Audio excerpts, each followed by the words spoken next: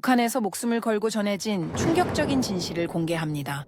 여러분의 구독과 좋아요가 침묵 속에 갇힌 수많은 우리 동포들에게 희망이 될 수 있습니다. 2004년 7월 27일 오후 3시 인천국제공항. 비행기 문이 열리는 순간 162명이 한꺼번에 쏟아져 나왔습니다. 그리고 그 뒤로 또 162명, 또 162명. 공항 로비는 순식간에 아수라장이 됐습니다. 486명입니다. 사상 최대 규모입니다. 기자들이 카메라 플래시를 터뜨렸습니다. 세계 언론이 충격에 빠졌습니다. 486명의 탈북민을 단 한 명의 사망자도 단 한 건의 피해도 없이 대한민국으로 데려온 겁니다. 더 충격적인 사실은 이 모든 것이 비밀리에 진행됐다는 것입니다. 중국도, 북한도, 심지어 국제 언론도 몰랐습니다. 그렇게 많은 인원을 사망자, 피해 없이 탈북시킬 수 있었던 대한민국 국정원의 기발한 작전에 도대체 뭐였을까요? 작전명 보릿고개. 하지만 그 이면에는 7일간의 목숨을 건 농성이, 20만 달러를 들고 도망친 배신자가, 그리고 486명 각자의 처절한 생존기가 숨어 있었습니다. 이 이야기는 그날 공항에 도착한 한 남자, 강민철의 증언으로 시작됩니다. 비행기 문이 열리는 순간 저는 그 빛에 눈을 감아야 했습니다. 태어나서 처음 보는 자유의 빛이었습니다. 아시아나 항공 전세기에서 내린 우리 162명은 그저 멍하니 서 있었습니다. 공항 로비로 들어서자 수백 개의 카메라 플래시가 터졌습니다. 기자들이 소리쳤습니다. 486명. 그 숫자를 듣는 순간 저는 떨리는 다리를 겨우 지탱했습니다. 486명이 한꺼번에 대한민국에 왔다고. 하지만 일주일 전만 해도 우리는 죽을 각오를 하고 있었습니다. 베트남 하노이의 낡은 건물 안에서 공안들에게 포위당한 채로 말입니다. 지금 돌이켜보면 기적 같은 일이었습니다. 하지만 그 기적은 그냥 온 게 아니었습니다. 수많은 사람들의 희생과 대한민국 국정원의 천재적인 작전이 있었기 때문입니다. 이야기는 4년 전으로 거슬러 올라갑니다. 저는 함경북도 청진에서 태어났습니다. 1972년생이니까 김일성이 아직 살아있던 시절에 태어난 세대입니다. 아버지는 6.25 한국전쟁에 참전한 군인이었습니다. 전쟁 때 남쪽까지 내려갔다가 다시 북으로 밀려왔다는 이야기를 술 드실 때마다 하셨습니다. 민철아, 아버지는 조국을 위해 싸웠다. 너도 당당한 공화국 인민이 되어라. 아버지는 그렇게 말씀하셨습니다. 저도 그렇게 믿었습니다. 20살까지는요. 1990년대 중반 고난의 행군이 시작됐습니다. 배급이 끊겼습니다. 처음엔 일주일에 한 번, 그 다음엔 한 달에 한 번, 그러다가 아예 나오지 않았습니다. 공장은 멈췄고 전기는 하루에 2~3시간만 들어왔습니다. 1998년 겨울, 아버지가 돌아가셨습니다. 굶어서 돌아가신 겁니다. 조국을 위해 총을 들고 싸웠던 그분이 그 조국에게 버림받아 굶어 죽으신 겁니다. 임종 직전, 아버지는 제 손을 잡으며 말씀하셨습니다. 미안하다, 민철아. 아버지가 잘못 믿었나 보다. 그 말씀이 무슨 뜻인지 저는 그때 알 수 없었습니다. 아니, 알고 싶지 않았습니다. 인정하고 싶지 않았으니까요. 제가 믿어온 모든 것이 거짓이었다는 사실을 말입니다. 어머니와 6살 어린 여동생 민주는 장마당에 나가 풀뿌리를 팔았습니다. 저는 항구에서 짐을 날랐습니다. 하루 16시간을 일해도 옥수수 2kg을 겨우 살 수 있었습니다. 2001년 봄, 제 인생을 바꾼 물건을 발견했습니다. 장마당에서 친구 박성훈이 몰래 보여준 USB 메모리였습니다. 그 안에 남조선, 그러니까 대한민국 드라마가 들어있었습니다. 제목은 가을동화였습니다. 형님, 이거 보면 정말 남조선이 다르다는 걸 알게 됩니다. 성훈의 말대로였습니다. 몰래 본 그 드라마 속 세상은 충격이었습니다. 사람들이 배불리 먹고 깨끗한 옷을 입고 자유롭게 웃고 있었습니다. 거리에는 자동차가 넘쳤고 밤이면 네온 사인이 빛났습니다. 거짓말이야. 선전용으로 만든 거야. 저는 스스로에게 그렇게 말했습니다. 하지만 어머니가 굶주려 쓰러지는 모습을 볼 때마다, 여동생이 학교에 가지 못하고 풀을 뜯는 모습을 볼 때마다 그 드라마 속 장면이 떠올랐습니다. 남조선이 정말 저렇게 잘 사는 걸까요? 그해 여름, 성훈이 제게 조심스럽게 말했습니다. 형님, 베트남 루트라는 게 있답니다. 거기 가면 남조선으로 갈 수 있대요. 베트남. 사회주의 국가지만 개방된 나라라고 들었습니다. 중국보다 안전하다는 소문이었습니다.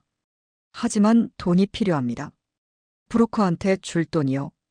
얼마나? 1,000달러는 있어야 한답니다. 1,000달러. 당시 북한 돈으로 환산하면 상상도 못할 금액이었습니다. 저는 고개를 저었습니다. 난 못 가. 어머니랑 민주를 어떻게 두고 가냐? 성우는 씁쓸하게 웃었습니다. 저도 그렇게 생각했습니다. 하지만 형님, 여기 있으면 다 같이 죽습니다.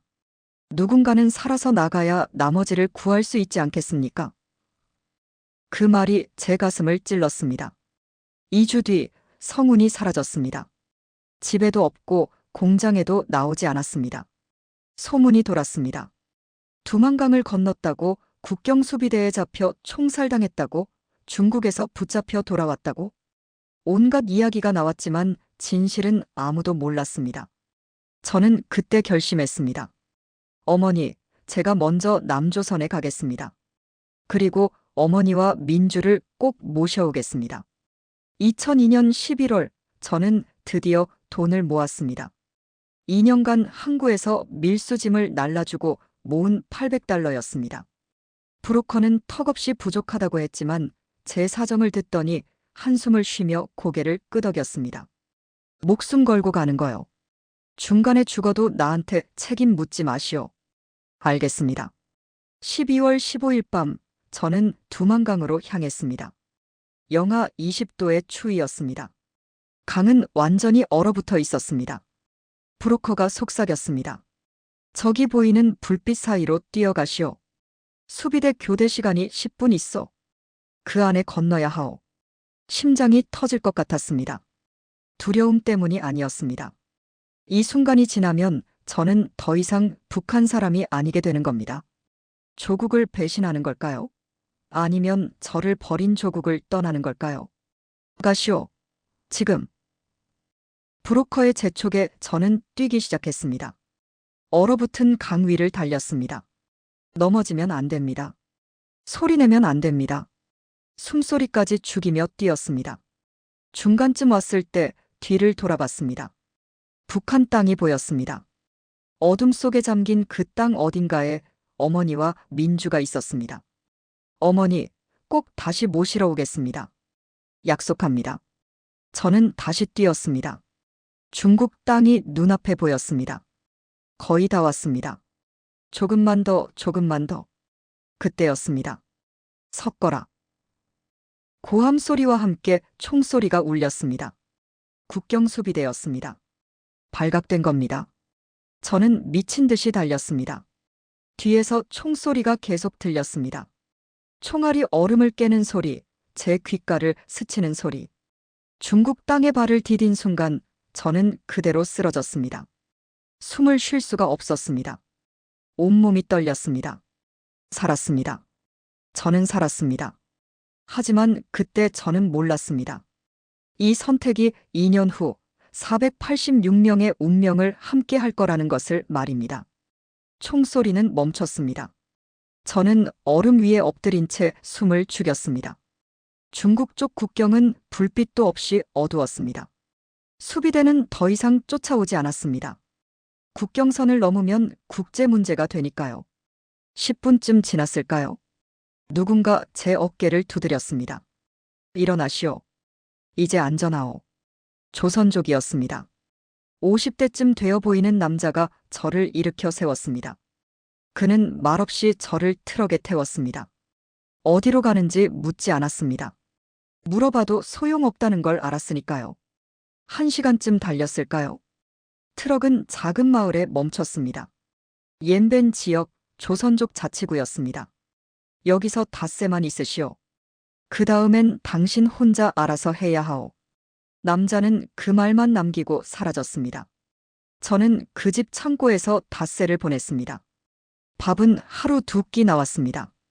김치와 된장찌개가 나왔을 때 저는 울었습니다. 2년 만에 먹어보는 제대로 된 음식이었습니다. 닷새 후 집주인이 저를 불렀습니다. 당신 벽돌 공장에서 일할 수 있어? 할 수 있습니다. 불법 체류자요. 공안한테 걸리면 북한으로 보내질 거요. 절대 밖에 나다니면 안 돼요. 알겠습니다. 그렇게 저의 중국 생활이 시작됐습니다. 벽돌 공장은 지옥이었습니다. 새벽 5시에 일어나 밤 9시까지 일했습니다. 하루 16시간 노동이었습니다. 임금은 한 달에 300위안, 우리 돈으로 15,000원 정도였습니다. 하지만 저는 참았습니다. 우리 아버지 세대도 이렇게 일하지 않았습니까? 한강의 기적이라는 것도 결국 이런 피땀으로 만들어진 거라고 들었습니다. 저도 그렇게 일하면 언젠가 남조선에 갈 수 있을 거라 믿었습니다. 2003년 봄 공장에 새로운 사람이 들어왔습니다. 여자였습니다. 45살쯤 되어 보이는 분이었습니다. 이름은 최영숙이라고 했습니다. 함경남도 함흥에서 왔다고 했습니다. 동무도 남조선 가려고 나오셨습니까? 그분이 조심스럽게 물었습니다. 저는 고개를 끄덕였습니다. 저는 딸을 북에 두고 왔습니다. 8살짜리요. 꼭 데려올 겁니다. 영숙 누나의 눈에는 눈물이 고여 있었습니다. 저는 제 이야기를 했습니다. 어머니와 민주 이야기를요. 우리 같은 사람이 참 많습니다. 다들 가족을 남겨두고 왔죠. 누나가 한숨을 쉬었습니다. 석 달쯤 지났을까요? 어느 날 밤 영숙 누나가 제게 작은 쪽지를 건넸습니다. 화장실에서 혼자 읽으라는 신호였습니다. 쪽지에는 이렇게 적혀 있었습니다. 베트남 가면 한국 갈 수 있다. 하지만 돈 3,000달러 필요. 그리고 절대 혼자는 못 간다. 3,000달러. 제가 2년 동안 모은 돈의 10배가 넘는 금액이었습니다. 그리고 혼자는 못 간다는 게 무슨 뜻일까요? 다음 날 저는 누나에게 물었습니다. 왜 혼자는 못 갑니까? 누나는 주위를 살피며 작은 목소리로 말했습니다. 베트남 정부가 한두 명은 눈 감아줘도 때로 몰려가면 문제가 됩니다. 그래서 어느 정도 숫자가 모일 때까지 기다려야 한답니다. 숫자요? 최소 10명은 되어야 한다고 합니다. 그래야 한국 정부가 움직인다고요. 저는 이해할 수 없었습니다. 10명이나 되는 사람을 어떻게 몰래 이동시킨단 말입니까? 저도 잘은 모릅니다. 하지만 루트가 있다고 합니다. 중국에서 베트남까지 가는 루트가요. 그날부터 저는 다시 돈을 모으기 시작했습니다. 하루 한 끼만 먹었습니다. 공장 바닥에서 잤습니다. 다른 사람들이 담배 피울 때 저는 일했습니다. 6개월이 지났습니다. 저는 800달러를 모았습니다. 여전히 턱없이 부족했지만 영숙 누나는 고개를 끄덕였습니다. 일단 움직입시다. 나머지는 베트남 가서 일하며 갚으면 됩니다. 2003년 11월 영숙 누나를 통해 10명의 탈북민을 만났습니다. 모두 같은 처지였습니다. 가족을 북에 두고 나온 사람들, 남조선에 가야만 하는 사람들이었습니다. 그중 한 명이 제 눈에 익었습니다. 성훈아. 형님. 박성훈이었습니다. 1년 전에 사라진 그 친구였습니다. 저는 그를 껴안았습니다. 살아있었구나. 형님도요. 형님이 두만강 건넜다는 소문 들었습니다. 총에 맞았다는 말도 있었는데 나도 너 죽었다고 들었다. 우리는 웃었습니다. 눈물이 났지만 웃었습니다. 형님, 저 먼저 길 찾아놨습니다. 베트남 루트요. 이제 함께 갑시다. 성우는 이미 베트남을 다녀왔다고 했습니다. 돈이 부족해서 다시 중국으로 돌아와 일하고 있었다고 했습니다. 베트남에 한국 사람들이 운영하는 곳이 있습니다. 거기 가면 안전합니다. 정말입니까? 제가 직접 봤습니다. 형님, 우리 꼭 성공합시다.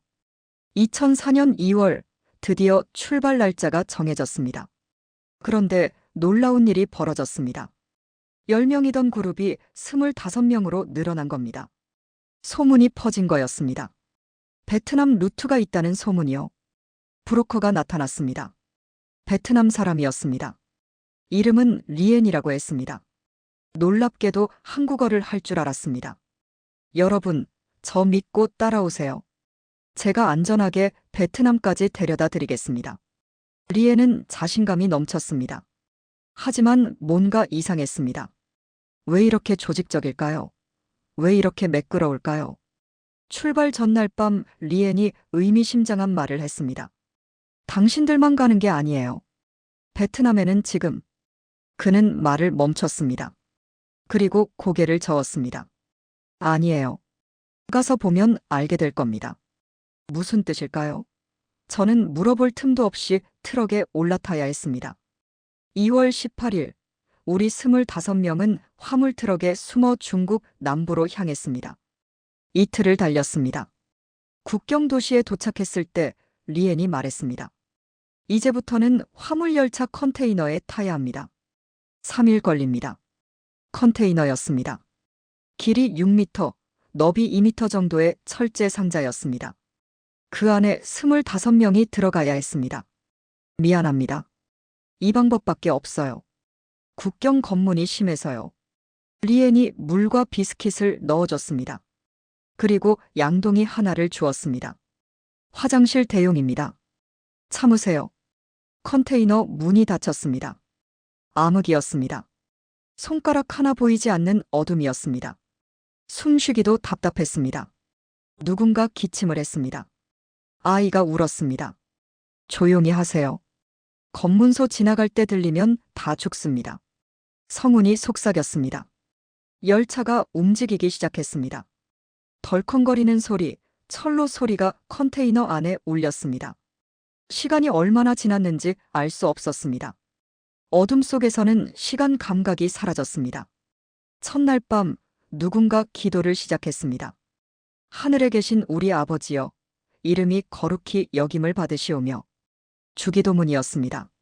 저는 기독교 신자가 아니었습니다. 북한에서는 종교가 금지되어 있었으니까요. 하지만 그 기도 소리가 위로가 됐습니다. 우리에게 일용할 양식을 주시고 우리가 우리에게 죄 지은 자를 사하여 준 것 같이 우리 죄를 사하여 주시옵고. 다른 사람들도 하나둘씩 따라했습니다. 25명이 함께 기도했습니다. 어둠 속에서 울려 퍼지는 기도 소리는 마치 찬송가 같았습니다. 이틀째 물이 떨어졌습니다. 목이 말랐습니다. 비스킷을 먹을 수가 없었습니다. 입안이 바싹 말라서 삼킬 수가 없었습니다.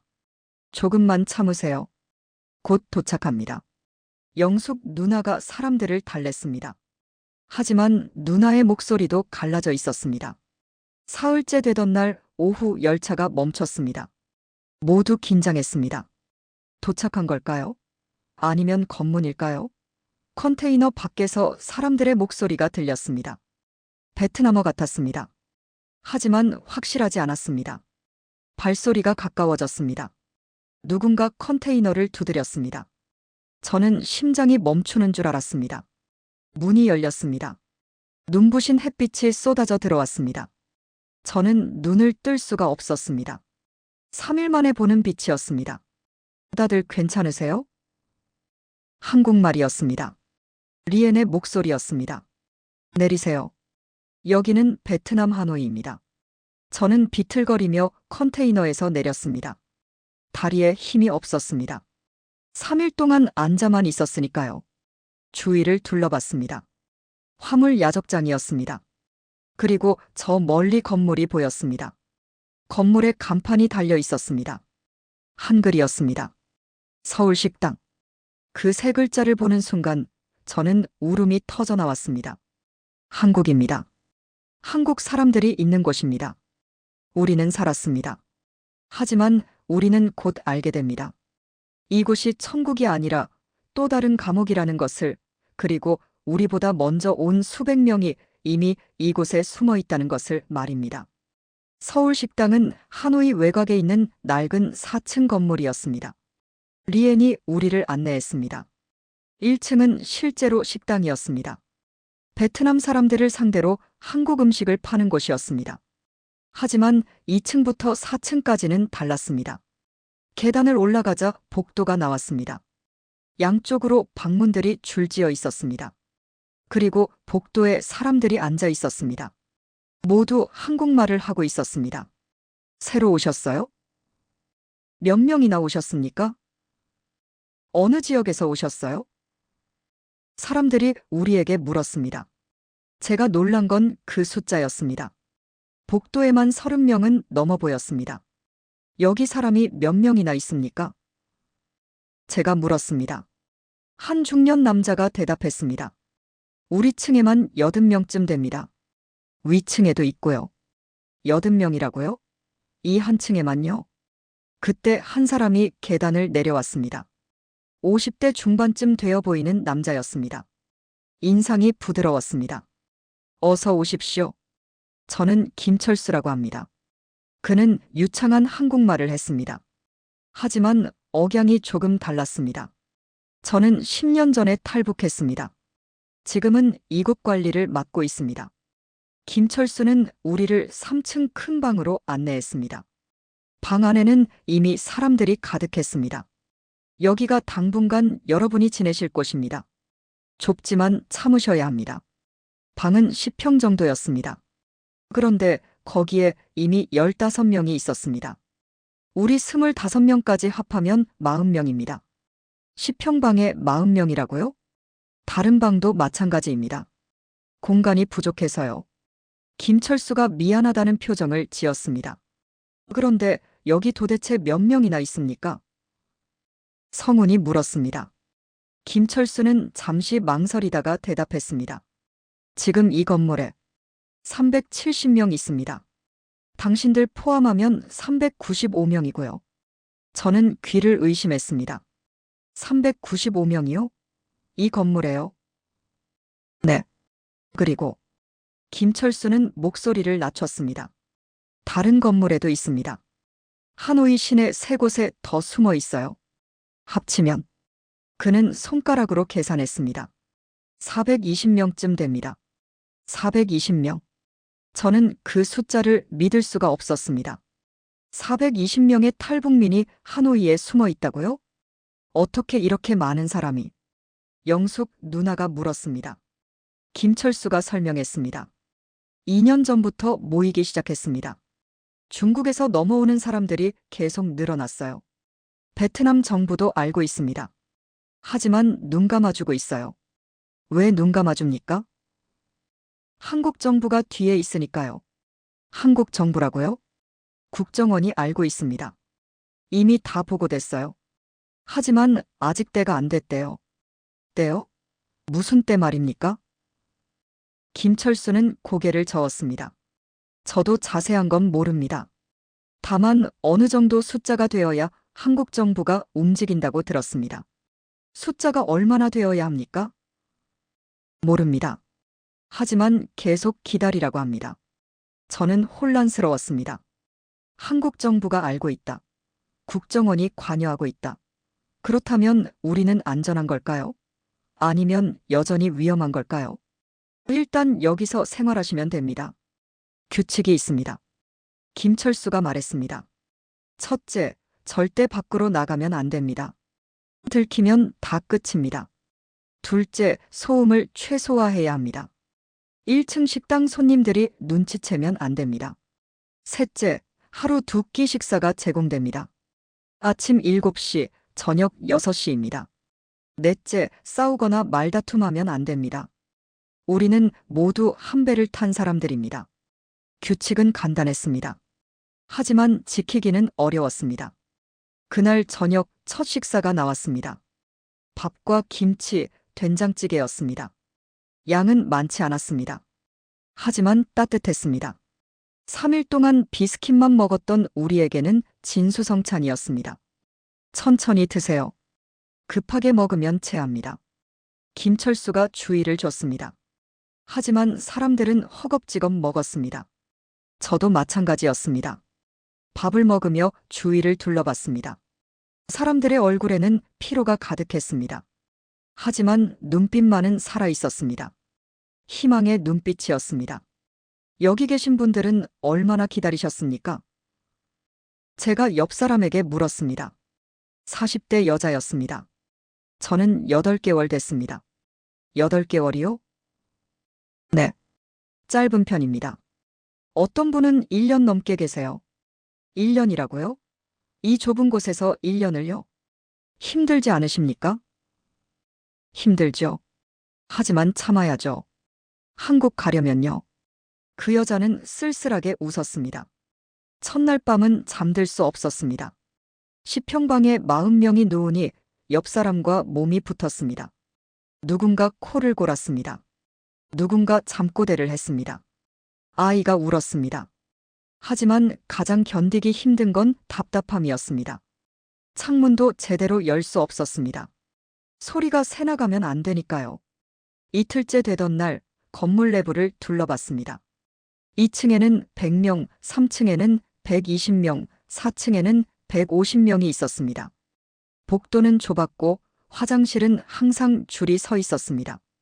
화장실이 층마다 2개씩밖에 없습니다. 아침엔 1시간씩 기다려야 해요. 성운이 말했습니다. 건물 옥상에 올라가 봤습니다. 김철수가 허락한 유일한 외부 공간이었습니다. 하지만 10분 이상 있으면 안 됐습니다. 옆 건물에서 볼 수 있으니까요. 옥상에서 하노이 시내가 보였습니다. 사람들이 오토바이를 타고 다녔습니다. 자유롭게 움직였습니다. 저는 부러웠습니다. 한 달이 지났습니다. 생활이 조금씩 익숙해졌습니다. 하루 일과는 단순했습니다. 아침 7시 식사, 낮에는 방에서 휴식, 저녁 6시 식사. 그게 전부였습니다. 사람들은 시간을 보내기 위해 여러 가지를 했습니다. 어떤 사람들은 한글 공부를 했습니다. 나만의 한글은 북한과 조금 달랐으니까요.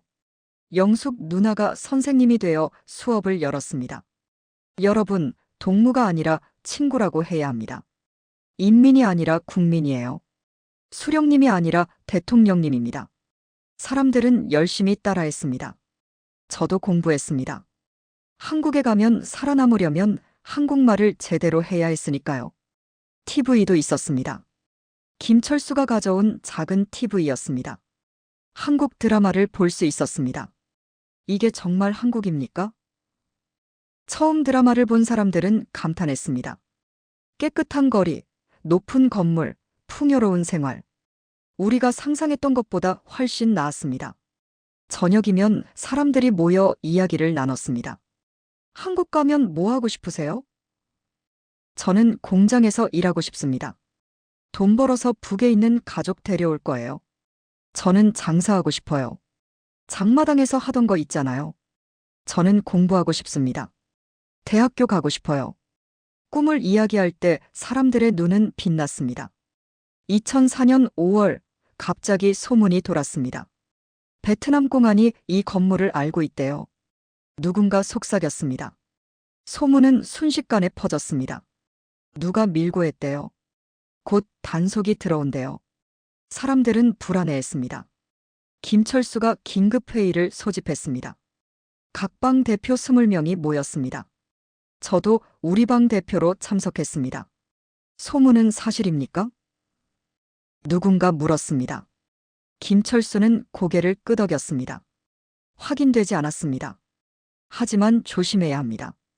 만약 공안이 오면 어떻게 합니까? 최악의 경우 옥상으로 대피합니다. 그리고 한국 대사관에 연락합니다. 한국 대사관이 우리를 구해줄까요? 그래야 합니다. 우리는 대한민국 국민입니다. 하지만 우리는 아직 대한민국 국민이 아니었습니다. 여권도 없었고 신분증도 없었습니다. 우리는 그저 불법 체류자였습니다. 그날 밤 건물 전체가 긴장했습니다. 사람들은 제대로 잠들지 못했습니다. 하지만 며칠이 지나도 아무 일이 없었습니다. 공안은 오지 않았습니다. 사람들은 조금씩 안심했습니다. 5월 20일 새로운 사람이 건물에 들어왔습니다. 50대 남자였습니다. 이름은 이학철이라고 했습니다. 그는 자신을 이렇게 소개했습니다. 저는 한국에서 온 목사입니다. 탈북민 여러분을 돕기 위해 왔습니다. 목사라고요? 이학철은 성경을 들고 있었습니다. 그는 사람들을 모아놓고 설교를 시작했습니다. 여러분, 하나님께서 여러분을 버리지 않으셨습니다. 여러분은 이미 구원받았습니다. 이 고난도 곧 끝날 것입니다. 사람들은 감동했습니다. 어떤 사람들은 울었습니다. 목사님, 우리 정말 한국 갈 수 있습니까? 물론입니다. 하나님께서 길을 열어주실 것입니다. 이학철은 며칠 동안 머물렀습니다. 그는 매일 설교했고 사람들과 함께 기도했습니다. 여러분, 헌금을 하십시오. 이 헌금은 하나님의 사역에 쓰일 것입니다. 사람들은 돈을 냈습니다. 가진 게 없는 사람들이었지만 조금씩 모았습니다. 저도 $100를 냈습니다. 5월 25일 아침, 이학철이 사라졌습니다. 그리고 헌금도 함께 사라졌습니다. $20만 였습니다. 사람들은 충격에 빠졌습니다. 사기꾼이었어. 우리가 속았어. 건물 전체가 술렁였습니다. 김철수도 당황했습니다. 제가 확인하지 못했습니다. 죄송합니다. 하지만 더 큰 문제가 있었습니다.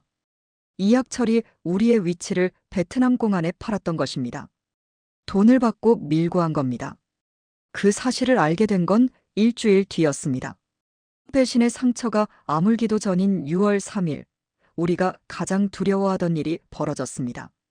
새벽 5시 사이렌 소리가 들렸습니다. 베트남 공안 12명이 건물을 포위한 것입니다. 확성기에서 목소리가 울려 퍼졌습니다. 불법 체류자들이여 30분 안에 전원 나오지 않으면 강제 진압한다. 2004년 6월 3일 새벽 5시. 사이렌 소리에 건물 전체가 깨어났습니다. 사람들이 창문으로 달려갔습니다. 공안이다. 경찰차가 4대나 있어. 무장하고 있어. 공포가 번졌습니다. 아이들이 울기 시작했습니다. 여자들이 비명을 질렀습니다. 저는 창문으로 내다봤습니다. 경찰차 4대가 건물을 에워싸고 있었습니다. 공안 12명이 출입구를 막고 있었습니다. 그들은 방패와 곤봉을 들고 있었습니다. 확성기 소리가 다시 울렸습니다. 30분 안에 나오지 않으면 강제 진입한다. 이것은 최후 통보다. 사람들이 패닉에 빠졌습니다. 어떡하죠? 나가야 하는 거 아닙니까? 나가면 중국으로 보내질 거예요. 중국 가면 북한으로 보내지잖아요. 복도가 아수라장이 됐습니다. 김철수가 큰 소리로 외쳤습니다. 진정하십시오. 모두 진정하세요. 하지만 사람들은 진정할 수 없었습니다. 죽음이 눈앞에 있었으니까요. 저는 결단을 내렸습니다. 복도 한가운데 서서 소리쳤습니다. 절대 나가면 안 됩니다. 사람들이 저를 봤습니다. 우리가 나가는 순간 우리는 끝입니다. 중국으로 보내지고 북한으로 보내집니다. 그러면 우리는 죽습니다. 그럼 어떡합니까? 여기 있어도 잡혀갑니다. 누군가 소리쳤습니다. 저는 대답했습니다. 버텨야 합니다. 한국 대사관에 연락해야 합니다. 대한민국이 우리를 구해줄 것입니다. 정말 그럴까요? 영숙 누나가 물었습니다. 저는 고개를 끄덕였습니다. 그래야 합니다. 우리에게 다른 선택은 없습니다. 김철수가 저를 바라봤습니다. 그는 잠시 생각하더니 고개를 끄덕였습니다. 맞습니다. 민철 씨 말이 맞아요. 우리는 버텨야 합니다. 긴급회의가 소집됐습니다. 각 층 대표 10명이 모였습니다. 저도 포함됐습니다. 농성에 들어가겠습니다. 김철수가 선언했습니다. 한국 대사관에 구조 요청을 하겠습니다. 그때까지 버텨야 합니다. 식량은 얼마나 있습니까? 성훈이 물었습니다. 쌀이 50kg, 라면이 200개, 김치가 조금 있습니다. 물은요? 수돗물은 나옵니다. 하지만 언제 끊길지 모릅니다. 395명이 얼마나 버틸 수 있습니까? 하루 한 끼로 제한하면 일주일은 가능합니다. 일주일.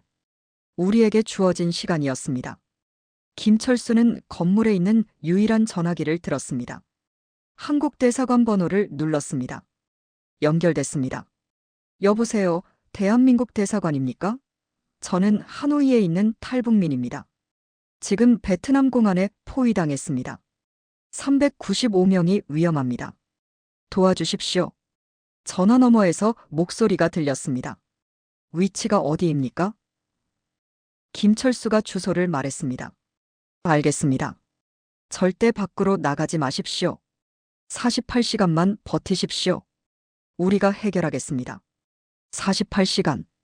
이틀입니다. 우리는 이틀을 버텨야 했습니다. 전화를 끊자마자 밖에서 확성기 소리가 다시 울렸습니다. 시간이 다 됐다. 지금 나오지 않으면 진입한다. 김철수가 창문을 열고 소리쳤습니다. 우리는 나갈 수 없습니다. 우리는 대한민국 국민입니다. 너희는 불법 체류자다. 중국으로 돌려보낼 것이다. 우리를 중국으로 보내면 우리는 죽습니다. 우리는 북한에서 온 난민입니다. 공안 지휘관이 뭔가 말했지만 들리지 않았습니다. 그들은 회의를 했습니다. 10분쯤 지났을까요? 그들은 건물에 진입하지 않았습니다.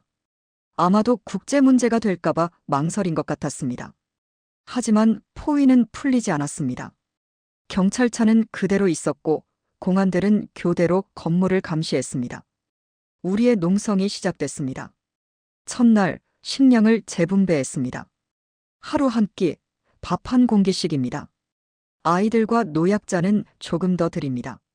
배급 체계가 구축됐습니다. 각 층마다 책임자를 정했습니다. 화장실 사용 시간도 정했습니다. 소음을 최소화해야 했습니다. 저녁 6시 첫 식사가 나왔습니다. 밥 한 공기와 김치 조금. 그게 전부였습니다. 하지만 아무도 불평하지 않았습니다. 살아남기 위해서는 참아야 했습니다. 우리 아버지 세대도 이렇게 살지 않았습니까? 제가 말했습니다. 6.25 때 피난길에 풀뿌리 먹으며 살았다고 들었습니다. 우리도 버틸 수 있습니다. 나이 든 사람들이 고개를 끄덕였습니다. 맞습니다. 배고픔은 이기는 겁니다. 밤이 됐습니다. 건물 밖에는 여전히 경찰차가 있었습니다. 탐조등이 건물을 비췄습니다. 잠들 수 없었습니다. 불안했습니다. 정말 48시간 안에 해결될까요? 한국 대사관이 정말 우리를 구해줄까요? 둘째 날 아침 상황은 변하지 않았습니다. 공안들은 여전히 건물을 포위하고 있었습니다. 확성기로 계속 항복을 요구했습니다. 나와라. 더 버티면 강제 진압한다. 하지만 우리는 버텼습니다. 점심때 한국대사관에서 전화가 왔습니다. 조금만 더 버티십시오. 베트남 정부와 협상 중입니다. 언제까지 버텨야 합니까? 최소 3일은 더 필요합니다. 3일이라고요? 48시간이 아니었습니까? 하지만 우리는 선택의 여지가 없었습니다. 셋째 날 상황이 악화됐습니다. 베트남 공안이 물 공급을 차단한 겁니다. 수돗물이 나오지 않았습니다. 물이 안 나와요. 화장실에서 비명이 들렸습니다. 사람들이 패닉에 빠졌습니다. 물 없이 어떻게 삽니까? 화장실을 어떻게 써요? 김철수가 비상대책을 세웠습니다. 물 사용을 최소화합니다. 화장실은 한 번 쓸 때마다 물 한 컵만 사용합니다. 하지만 395명이 쓰는 화장실입니다. 하루가 지나자 악취가 났습니다. 물이 없어 제대로 청소할 수 없었습니다. 위생 상태가 급격히 나빠졌습니다. 넷째 날 사람들이 쓰러지기 시작했습니다. 영숙 누나가 고열로 누웠습니다. 탈수 증상이었습니다. 물 좀 주세요. 누나가 신음했습니다. 저는 제 배급 물을 누나에게 줬습니다. 드세요. 저는 괜찮습니다. 안 돼요. 민철 씨도 마셔야죠. 저는 젊습니다. 버틸 수 있어요. 다른 사람들도 아픈 사람들에게 물을 나눠줬습니다. 우리는 한 배를 탄 사람들이었습니다. 그날 저녁 내부 갈등이 터졌습니다. 더는 못 버티겠어요. 나가야 해요. 한 남자가 소리쳤습니다. 나가면 죽습니다. 여기 있어도 죽어요. 차라리 나가는 게 낫습니다. 사람들이 나뉘었습니다. 나가자는 쪽과 버티자는 쪽으로요. 김철수와 제가 중재에 나섰습니다. 여러분, 진정하십시오. 조금만 더 버팁시다. 한국 대사관이 움직이고 있습니다. 정말입니까? 우리 버릴 거 아닙니까? 버리지 않습니다. 대한민국은 국민을 버리지 않습니다. 저는 확신이 없었습니다. 하지만 그렇게 말해야 했습니다. 다섯째 날, 절망의 순간이 왔습니다. 전화기 배터리가 방전된 겁니다. 한국 대사관과 연락이 끊겼습니다. 충전기가 없습니까? 없습니다. 규격이 다릅니다. 우리는 완전히 고립됐습니다. 식량도 거의 바닥났습니다. 쌀이 10kg 남았습니다. 395명이 이틀 먹을 분량이었습니다. 아이들이 계속 울었습니다. 배고프고 목말랐습니다. 엄마, 배고파. 조금만 참아라. 곧 밥 줄게. 하지만 엄마도 굶고 있었습니다. 자기 몫을 아이에게 주고 있었습니다. 저는 무력감을 느꼈습니다. 저녁 성훈이 제게 다가왔습니다. 형님, 우리 죽는 거 아니에요? 저는 대답할 수 없었습니다. 형님, 저 후회 안 해요. 그냥 자유를 보고 싶었어요. 성훈의 눈에 눈물이 고였습니다. 우리 꼭 살아남자. 알았지? 제가 성훈의 어깨를 잡았습니다. 네, 형님. 꼭 삽시다. 그날 밤 저는 혼자 생각했습니다. 아버지, 저도 아버지처럼 나라를 위해 싸우다 죽는 건가요? 하지만 제 나라는 어디입니까? 북한은 저를 버렸고 한국은 아직 저를 받아주지 않았는데. 여섯째 날 아침 기적이 일어났습니다. 건물 밖에서 함성이 들렸습니다. 탈북민을 보호하라. 인권을 지켜라. 저는 창문으로 달려갔습니다. 건물 앞에 사람들이 모여 있었습니다. 30명쯤 됐습니다. 그들은 플래카드를 들고 있었습니다. 한글과 영어로 쓰여 있었습니다. 프로텍트 노스 코리언 레퓨지즈. 탈북민을 보호하라. 한국 사람들이에요. 누군가 소리쳤습니다. 목사님들, 인권운동가들, 그리고 기자들이었습니다. 카메라가 보였습니다. CNN이라고 쓰여 있었습니다. 국제 언론이 온 겁니다. 베트남 공안들이 당황했습니다. 그들은 사람들을 밀어내려 했지만 쉽지 않았습니다. 카메라가 모든 걸 찍고 있었으니까요. 세계가 지켜보고 있다. 한국 목사님이 확성기로 소리쳤습니다. 베트남 정부는 인권을 존중하라. 이들은 난민이다. 희망이 보였습니다. 우리는 혼자가 아니었습니다. 7째 날 협상이 타결됐습니다. 한국 대사가 직접 왔습니다. 50대 신사였습니다. 그는 건물 앞에서 확성기를 들었습니다. 탈북민 여러분, 제 목소리가 들립니까? 우리는 창문을 열고 대답했습니다. 들립니다. 저는 대한민국 대사입니다. 여러분을 구하러 왔습니다. 눈물이 쏟아졌습니다. 베트남 정부와 합의했습니다. 여러분 모두 대한민국으로 갈 수 있습니다. 환호성이 터졌습니다. 사람들이 울고 웃었습니다. 대한민국이 여러분을 포기하지 않습니다. 여러분은 우리 국민입니다. 대사님의 말에 395명이 동시에 울었습니다. 6월 10일 정오, 우리는 건물을 나왔습니다. 7일 만이었습니다. 햇빛이 눈부셨습니다. 다리에 힘이 없어 비틀거렸습니다. 버스가 대기하고 있었습니다. 우리를 공항으로 데려갈 버스였습니다. 사람들이 하나씩 버스에 올랐습니다. 저도 올라가려는 순간 김철수가 제 손을 잡았습니다. 민철아, 잠깐. 그는 주위를 살피며 속삭였습니다.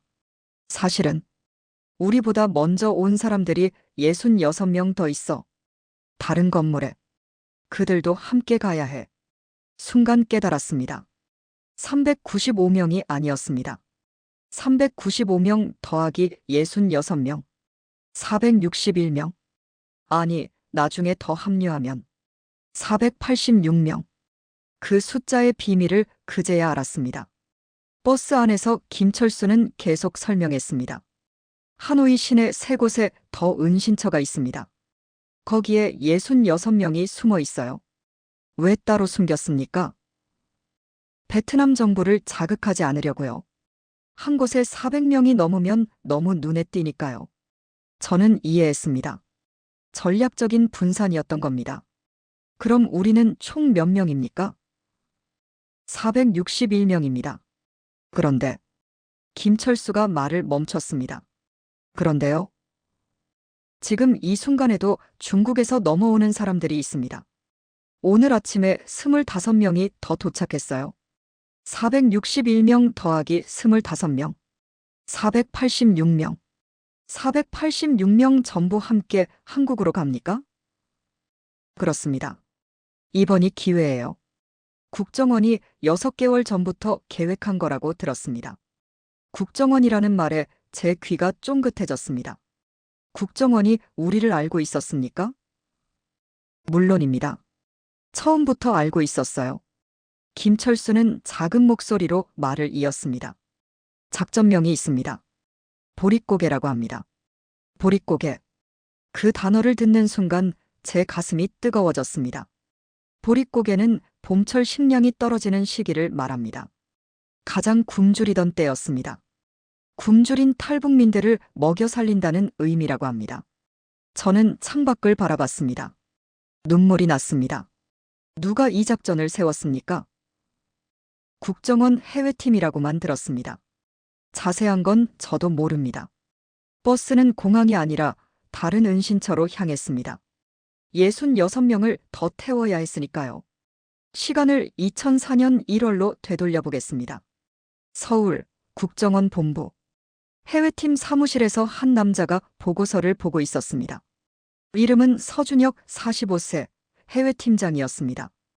팀장님, 베트남 정보망에서 보고가 들어왔습니다. 부하 직원이 문서를 건넸습니다. 하노이에 탈북민이 모여 있다고 합니다. 현재 확인된 숫자만 370명입니다. 서준혁은 안경을 고쳐 썼습니다. 370명이라고. 한 곳에? 네. 그리고 계속 늘어나고 있다고 합니다.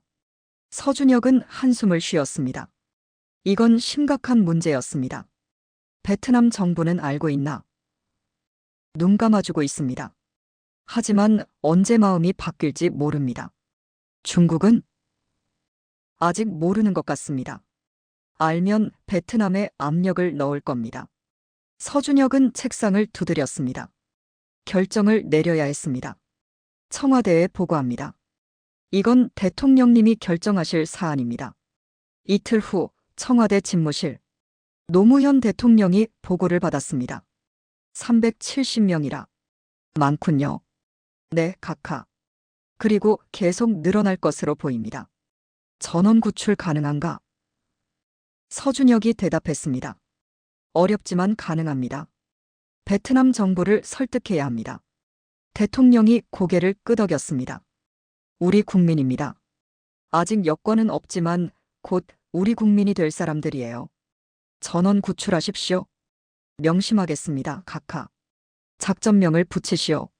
뭐가 좋겠습니까? 서준혁은 잠시 생각했습니다. 보릿고개는 어떻습니까? 굶주린 사람들을 구한다는 의미로요. 대통령이 미소 지었습니다. 좋습니다. 작전명 보릿고개. 시작하십시오. 작전은 4단계로 나뉘었습니다. 2월부터 3월까지 국정원 요원들이 하노이에 잠입했습니다. 사업가로 위장했습니다. 그들은 은신처를 찾아가 탈북민들을 한 명씩 면담했습니다. 이름이 어떻게 되십니까? 고향이 어디십니까? 가족은 어떻게 되십니까? 탈북민들은 처음에 의심했습니다. 하지만 면담관이 한국말을 하자 안심했습니다. 정말 한국 사람입니까? 그렇습니다. 우리가 여러분을 데려갈 겁니다. 언제요? 곧입니다. 조금만 기다리십시오. 면담은 3주 동안 계속됐습니다. 370명 전원을 확인했습니다. 북한 출신이 맞는지, 중국 동포가 섞여 있지는 않은지, 북한 공작원은 없는지 철저히 조사했습니다. 3월 말 서준혁은 보고서를 정리했습니다. 370명 전원 탈북민 확인. 구출 준비 완료. 4월 가장 어려운 단계가 시작됐습니다. 베트남 정부를 설득하는 일이었습니다. 문제는 중국이었습니다. 베트남은 중국과 가까운 나라였습니다. 중국이 압력을 넣으면 베트남은 탈북민을 중국으로 돌려보낼 수밖에 없었습니다. 한국 외교부가 움직였습니다. 비공식 채널로 베트남 외교부에 접촉했습니다. 370명의 탈북민을 한국으로 보내주십시오. 조용히 처리하겠습니다. 베트남 외교부는 난색을 표했습니다. 중국이 알면 문제가 됩니다. 중국은 모르게 할 수 있습니다.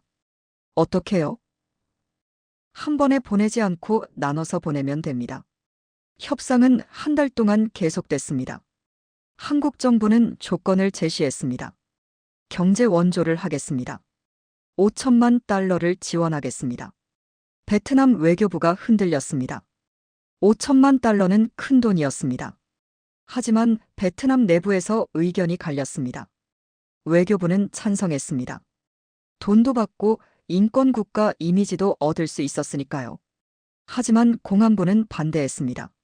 중국의 보복이 두려웠습니다. 5월 내내 베트남 정부 내부에서 논쟁이 벌어졌습니다. 결론은 나지 않았습니다. 교착 상태였습니다. 그때 6월 3일 예상치 못한 일이 벌어졌습니다. 베트남 공안이 은신처를 포위한 겁니다. 서준혁은 보고를 받고 놀랐습니다. 포위라니, 왜 갑자기? 밀고자가 있었던 것 같습니다. 사기꾼이 위치를 팔았다고 합니다. 탈북민들은 어떻게 했습니까? 농성에 들어갔습니다. 나가지 않고 버티고 있습니다. 서준혁은 즉시 대사관에 지시했습니다. 탈북민들을 지원하십시오. 절대 나가게 하지 마십시오. 대사관이 베트남 정부에 항의했습니다. 이들은 난민입니다. 인도적으로 처리해야 합니다. 베트남 정부는 난처해졌습니다. 강제 진압하면 국제 여론이 나빠집니다. 그렇다고 놔두면 체면이 구겨집니다. 서준혁은 기회를 포착했습니다. 지금 이때입니다. 그는 베트남 외교부에 제안했습니다. 조용히 해결합시다. 우리가 데려가겠습니다. 대신 경제 원조를 2배로 늘리겠습니다. 5천만 달러가 1억 달러가 됐습니다. 베트남 정부가 움직였습니다. 6월 7일 국제 언론이 몰려왔습니다. CNN, BBC, 로이터. 세계가 하노이를 주목했습니다. 베트남 정부는 더 이상 버틸 수 없었습니다. 6월 10일 협상이 타결됐습니다. 탈북민 전원을 한국으로 보내는 것을 허락합니다. 대신 조용히 처리하십시오. 감사합니다. 최대한 조용히 하겠습니다. 7월 출국 작전이 시작됐습니다. 가장 큰 문제는 여권이었습니다. 탈북민들은 여권이 없었습니다. 국정원이 해결책을 찾았습니다. 임시 여행 증명서를 발급합니다. 외교부가 특별히 486명의 여행 증명서를 만들었습니다. 정식 여권은 아니었지만 출국은 가능했습니다. 베트남 정부도 협조했습니다. 출국 도장을 관광 목적으로 찍어줬습니다. 한국 관광입니다. 물론 거짓말이었습니다. 하지만 서류상으로는 문제가 없었습니다. 다음 문제는 항공편이었습니다. 486명을 한꺼번에 태울 수 없었습니다. 너무 눈에 띄었습니다. 서준혁이 계획을 세웠습니다. 세 그룹으로 나눕니다. 시간차를 두고 출국시킵니다. 첫 번째 그룹 162명, 두 번째 그룹 162명, 세 번째 그룹 162명. 항공사도 분산시켰습니다. 대한항공, 아시아나, 베트남 항공. 며칠 간격을 두고 출발합니다. 중국이 눈치채면 안 됩니다. 7월 20일 은신처에 공지가 내려갔습니다. 일주일 안에 출국합니다. 짐을 준비하십시오. 탈북민들은 믿을 수 없었습니다. 정말입니까? 정말 한국에 갑니까? 그렇습니다. 곧 출발합니다. 김철수가 그룹을 나눴습니다. 첫 번째 그룹은 7월 27일 출발입니다. 강민철, 박성훈, 최영숙. 제 이름이 불렸습니다. 저는 첫 번째 그룹이었습니다. 7월 27일 아침, 버스가 은신처 앞에 도착했습니다. 162명이 탔습니다. 공항으로 가는 길, 김철수가 여행 증명서를 나눠줬습니다. 이게 여러분 여권입니다. 저는 서류를 받아들었습니다. 떨리는 손으로 펼쳤습니다. 대한민국 여행 증명서. 그 글자를 보는 순간 눈물이 쏟아졌습니다. 저는 이제 대한민국 국민입니까? 곧 그렇게 될 겁니다. 공항에 도착했습니다. 탑승 수속을 밟았습니다. 베트남 공안들이 서류를 확인했습니다. 관광입니까? 네. 거짓말이었지만 도장을 찍어줬습니다. 베트남 정부와 합의된 거짓말이었으니까요. 탑승구로 걸어갔습니다. 비행기가 보였습니다. 아시아나 항공이었습니다. 저게 우리를 한국으로 데려갈 비행기입니다. 성훈이 감격해서 말했습니다. 비행기에 올랐습니다. 좌석에 앉았습니다. 생전 처음 타보는 비행기였습니다. 이륙 준비가 시작됐습니다. 엔진 소리가 들렸습니다. 승객 여러분, 곧 이륙하겠습니다. 승무원의 안내방송이 나왔습니다. 한국말이었습니다. 비행기가 움직이기 시작했습니다. 속도가 빨라졌습니다. 그리고 떴습니다. 베트남 땅이 멀어졌습니다. 창밖으로 하노이 시내가 작아졌습니다. 저는 그곳에서 2년을 보냈습니다. 지옥 같은 시간이었지만 생존의 시간이기도 했습니다. 30분쯤 지났을까요? 기장방송이 나왔습니다. 승객 여러분, 현재 저희 비행기는 대한민국 영공에 진입했습니다. 그 순간 162명이 동시에 울음을 터뜨렸습니다. 대한민국 영공. 우리는 이제 한국 하늘 아래 있었습니다. 옆자리에 앉은 영숙 누나가 제 손을 잡았습니다. 민철아, 우리 해냈어요. 네, 누나.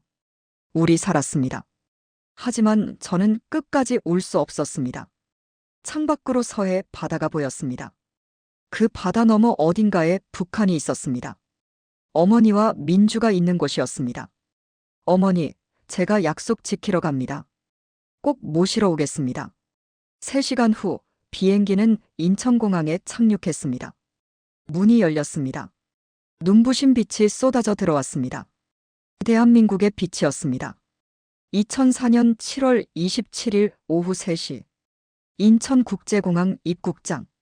저는 그곳에 서 있었습니다. 162명의 동료들과 함께 공항 직원들이 우리를 안내했습니다. 이쪽으로 오십시오. 입국 심사대를 지나갔습니다. 공항 직원이 여행 증명서를 확인하고 도장을 찍었습니다.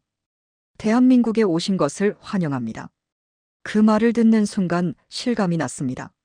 저는 이제 대한민국에 있습니다. 로비로 나가자 플래시가 터졌습니다. 기자들이었습니다. 100명은 넘어 보였습니다. 역사적인 순간입니다. 486명의 탈북민이 한꺼번에 입국했습니다. 이는 사상 최대 규모입니다. 카메라가 우리를 향했습니다. 저는 얼떨떨했습니다. 한쪽에서 정부 관계자가 기자회견을 하고 있었습니다.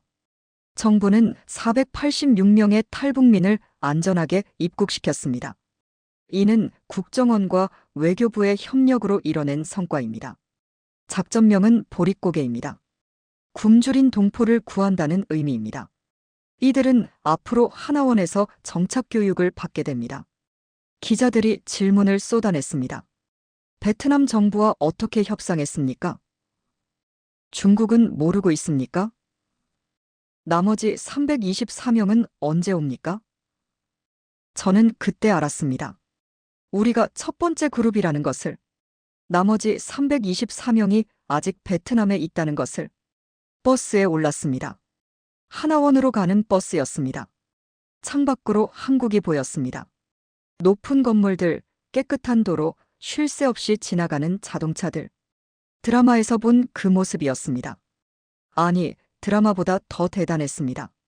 진짜네요. 정말 잘 사네요. 성훈이 중얼거렸습니다. 우리가 상상했던 것보다 훨씬. 영숙 누나가 말을 잇지 못했습니다. 2시간을 달려 하나원에 도착했습니다.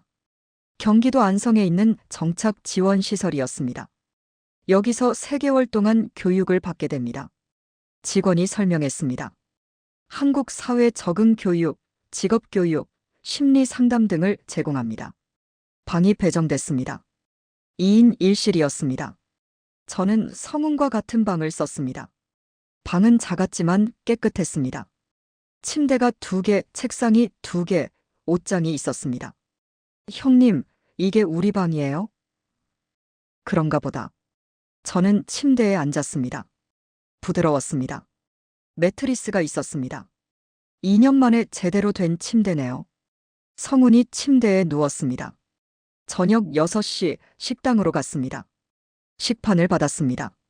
밥, 국, 반찬 4가지가 나왔습니다. 백미밥이었습니다. 구수한 냄새가 났습니다. 고기도 있어요. 누군가 소리쳤습니다. 저는 숟가락을 들었습니다. 떨렸습니다. 밥을 한술 떴습니다. 입에 넣었습니다. 눈물이 났습니다. 20년 만에 먹어보는 제대로 된 쌀밥이었습니다. 북한에서는 옥수수밥을 먹었습니다. 중국에서는 싸구려 쌀을 먹었습니다. 베트남에서는 굶었습니다.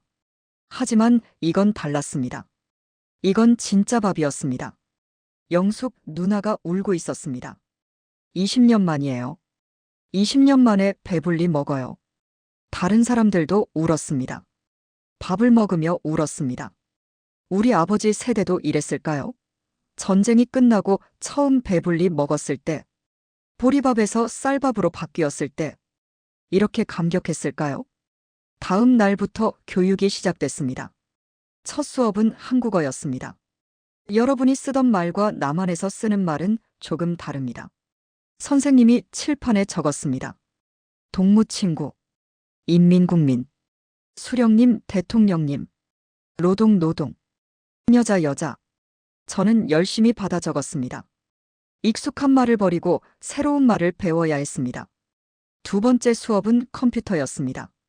저는 컴퓨터를 처음 만졌습니다. 마우스를 어떻게 쓰는지도 몰랐습니다. 이렇게 클릭하는 겁니다. 선생님이 시범을 보였습니다. 저는 따라했습니다. 서툴렀지만 조금씩 배웠습니다. 한국에서는 모든 것이 컴퓨터로 이뤄집니다. 은행도 쇼핑도 심지어 공부도 컴퓨터로 합니다. 신세계였습니다. 3번째 수업은 사회 적응이었습니다. 한국 사회는 자유롭지만 그만큼 책임도 큽니다. 선생님이 말했습니다. 아무도 여러분에게 일을 시키지 않습니다. 스스로 찾아야 합니다.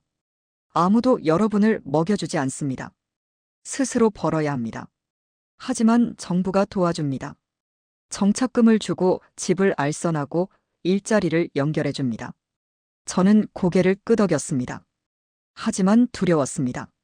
자유가 이렇게 어려운 거였습니까? 북한에서는 시키는 대로만 하면 됐습니다. 배급이 나왔습니다. 일자리가 정해졌습니다. 하지만 여기서는 모든 것을 스스로 선택해야 했습니다.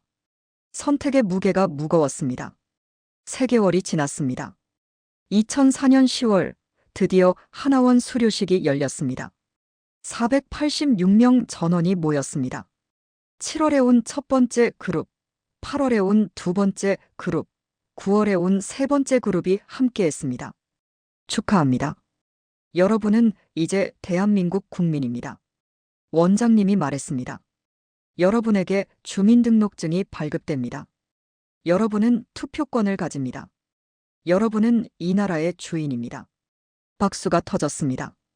저는 주민등록증을 받았습니다. 플라스틱 카드였습니다. 제 사진과 이름이 적혀 있었습니다. 강민철, 대한민국. 그 글자를 보는 순간 실감이 났습니다. 저는 이제 대한민국 국민입니다. 하나원을 나온 후 486명은 각자의 길을 걸었습니다. 박성우는 경기도 화성의 공장에 취업했습니다. 전자부품 공장이었습니다. 하루 10시간 일했습니다. 힘들었지만 견뎠습니다. 형님, 저 야간 대학 다니려고요. 성훈이 말했습니다.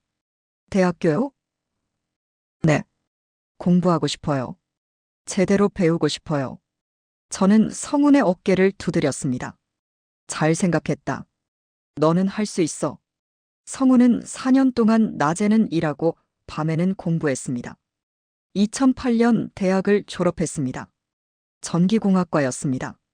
최영숙 누나는 서울 강남의 식당에서 일했습니다. 주방 보조였습니다. 설거지를 하고 재료를 다듬었습니다. 민철아, 나 돈 모으고 있어. 누나가 말했습니다. 뭐 하시려고요? 딸 데려올 거야. 브로커한테 돈 줘서라도 데려올 거야. 누나는 5년 동안 돈을 모았습니다. 3만 달러를 모았습니다. 브로커를 통해 딸을 찾았습니다. 2009년 누나는 딸과 재회했습니다. 딸은 그때 13살이었습니다. 누나는 울었습니다. 엄마가 늦어서 미안해. 김철수는 탈북민 지원단체를 만들었습니다. NGO였습니다. 나중에 오는 탈북민들을 도왔습니다. 우리가 도움을 받았으니 이제 우리가 도울 차례입니다. 김철수의 단체는 지금도 활동하고 있습니다. 486명 모두가 성공한 건 아니었습니다. 어떤 사람은 적응하지 못했습니다. 한국 사회가 너무 빠르고 복잡했습니다. 어떤 사람은 우울증에 걸렸습니다. 북에 두고 온 가족 때문이었습니다. 어떤 사람은 사기를 당했습니다. 탈북민을 속이는 나쁜 사람들이 있었습니다. 하지만 대부분은 살아남았습니다. 힘들지만 버텼습니다. 왜냐하면 우리는 이미 죽음을 넘어온 사람들이었으니까요. 저는 서울 구로구에 정착했습니다. 정부 지원금으로 작은 방을 얻었습니다. 월세 30만 원짜리 원룸이었습니다. 일자리를 찾았습니다. 인쇄소에 취직했습니다. 인쇄기를 돌리는 일이었습니다. 월급은 120만 원이었습니다. 저는 열심히 일했습니다. 북한에서 항구 노동을 했던 경험이 도움이 됐습니다. 힘든 일도 참을 수 있었습니다. 2년 후 저는 기술을 배웠습니다. 인쇄 기술을 익혔습니다. 5년 후 저는 작은 인쇄소를 차렸습니다. 대출을 받고 중고기계를 샀습니다. 처음엔 힘들었습니다. 손님이 없었습니다. 적자였습니다. 하지만 포기하지 않았습니다. 새벽부터 밤까지 일했습니다. 우리 아버지도 이렇게 일하지 않았습니까? 저는 스스로에게 말했습니다. 한강의 기적도 이런 피땀으로 만들어진 거 아닙니까? 조금씩 손님이 늘었습니다. 소문이 났습니다. 싸고 빠르다고. 10년 후 제 인쇄소는 직원 5명을 둔 회사가 됐습니다. 2015년 저는 결혼했습니다. 아내는 한국 사람이었습니다. 부산 출신이었습니다. 제 인쇄소에 명함을 주문하러 왔다가 만났습니다. 저 탈북민입니다. 제가 솔직하게 말했습니다. 알아요. 괜찮아요. 아내가 웃었습니다. 과거는 중요하지 않아요. 지금이 중요하죠. 2016년 아들이 태어났습니다. 2018년 딸이 태어났습니다. 아이들은 대한민국에서 태어나고 자랐습니다. 아이들은 아버지가 북한에서 왔다는 걸 압니다. 하지만 개의치 않습니다. 아빠, 우리는 한국 사람이죠? 아들이 물었습니다. 그럼, 우리는 대한민국 국민이야. 제가 대답했습니다. 2024년 20년이 지났습니다. 저는 이제 52살입니다. 아직도 인쇄소를 운영합니다. 사업은 안정됐습니다. 매년 7월 27일이면 486명 동기 모임이 있습니다. 처음엔 400명이 넘게 왔습니다. 하지만 해마다 줄어들었습니다. 20명은 세상을 떠났습니다. 병으로, 사고로, 어떤 이는 스스로 목숨을 끊었습니다. 30명은 연락이 끊겼습니다. 어디 사는지도 모릅니다. 하지만 나머지 430명은 여전히 연락하며 삽니다. 올해도 모임이 있었습니다. 인천공항 근처 식당을 단체로 예약했습니다. 200명쯤 모였습니다. 민철아. 성훈이 손을 흔들었습니다. 이제 52살인 성훈은 중견 엔지니어가 되어 있었습니다. 결혼해서 아이 둘을 키우고 있었습니다. 영숙 누나. 누나는 60대가 됐지만 여전히 건강했습니다. 딸과 함께 작은 식당을 운영하고 있었습니다. 김철수 선생님. 김철수는 70대가 됐습니다. 빽발이 성성했지만 눈빛은 여전히 날카로웠습니다. 건배를 했습니다. 자유대한민국 만세. 486동기 만세. 우리는 웃었습니다. 울었습니다. 이야기를 나눴습니다. 20년 전 오늘 우리가 인천공항에 도착했지. 그때가 엊그제 같은데. 우리 정말 많이 변했어. 저녁이 무르익을 무렵 식당 문이 열렸습니다. 낯선 여자가 들어왔습니다. 30대 초반쯤 되어 보였습니다. 여자가 주위를 둘러보더니 저를 보고 멈췄습니다. 그리고 천천히 다가왔습니다. 혹시 강민철 씨십니까? 네, 그런데요. 여자의 눈에서 눈물이 흘렀습니다. 오빠, 저예요. 민주예요. 순간 세상이 멈췄습니다. 민주. 제 여동생. 22년 전 북한에 두고 온 그 여동생. 민주야. 저는 일어섰습니다. 다리가 떨렸습니다. 오빠. 정말 오빠예요? 민주가 울었습니다. 저는 민주를 껴안았습니다. 22년 만이었습니다. 어떻게 여기까지? 탈북했어요. 5년 전에 한국 왔어요. 오빠 찾았는데 못 찾았어요. 그러다가 오늘 이 모임 얘기 듣고 민주는 말을 잇지 못하고 울었습니다. 주변 사람들도 울었습니다. 486명 모두가 이런 꿈을 꿨으니까요. 가족과의 재회를요. 어머니는? 제가 물었습니다. 민주가 고개를 저었습니다. 10년 전에 돌아가셨어요. 가슴이 무너졌습니다. 하지만 동시에 안도했습니다. 어머니는 고통에서 벗어나셨습니다. 어머니가 마지막에 하신 말씀이 민철이 잘 살고 있을 거라고. 저는 울었습니다. 52살 중년 남자가 아이처럼 울었습니다. 그날 밤 저는 깨달았습니다.